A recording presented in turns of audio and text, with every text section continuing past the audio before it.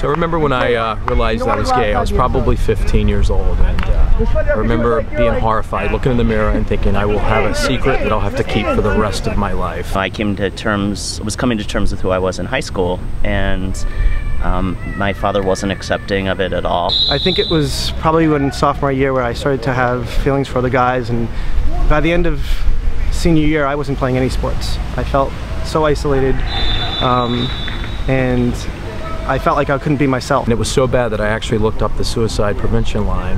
I kept the number tucked between my mattress as a young boy because I was so afraid I was going to hurt myself. My little brother came home one day and told my dad that he had heard a rumor that I was gay. And my sister called me to tell me that my father said that if I'm a faggot when I'm 18, my ass is getting kicked out of the house. And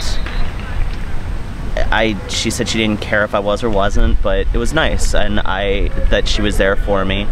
But I lived with that fear of, like, you know, where would I go? What would I do? And so I denied who I was, even to my father one day when I was 18 and we had a fight about something financial, and came to find out years later, and, you know, he's known since I've been in college now, but there was never acceptance, it was tolerance. I realized, you know, I just needed to soldier on and keep living and do the best I could do.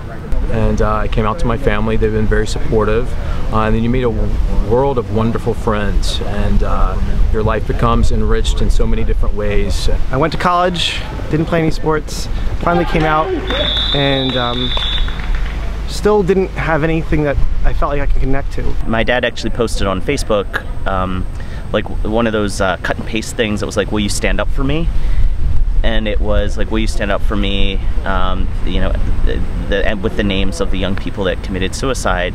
And I thought that was a pretty big step for him, but then I read what he posted under it as a comment. He had said, I'm so glad that my son was strong enough to withstand the bullying and my ignorance as he was growing up.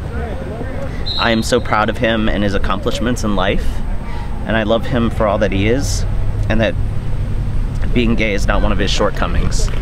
And it took many years, but my father realized that if all these kids committed suicide, with some of the light bullying that I had when I was in college, and, you know, a few things here and there in high school, like, he could have lost his son. And it's sad that it took so many young people dying for him to realize that he could have been that parent, but he did.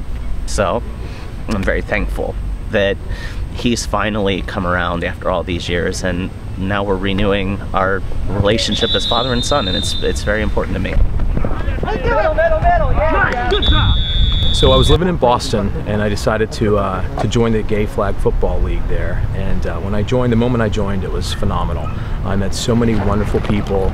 I never knew that so many athletic people could actually be gay. And so when I moved to Philadelphia here, I decided to found the Philadelphia Gay Flag Football League. I think if you had told me when I was in high school that I'd be the commissioner of a flag football league and have amazing friendships with these guys, I would have told you were crazy. I went to Outfest and came upon a table, flag football, and I thought, damn, like, this is it. This is gonna be it. We're growing each year, and we have over 52 people playing this fall, and it's enriched my life in so many different ways.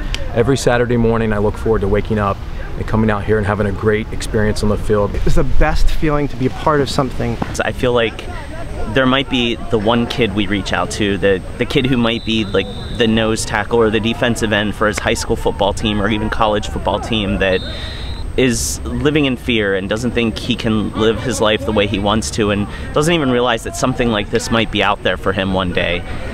This is what it's all about. The gay community, the friendships, the relationships we have. You can't choose your family in life, but you can choose your friends, and the friends that you choose to make your family, your second family. Those relationships are some of the strongest relationships I have, and a lot of them come from the guys from my football team, and I'm very grateful for that. You just realize that life is not as bad as it seemed when you're 15 years old, and that it does get better. You've got to fight, you've got to give everything you possibly can, and realize that life will get better. Guys, girls, it gets better. You get the opportunity to meet and play with people like this, there's nothing better, man. It gets better, hang in there. It gets better. It gets better, hang in there.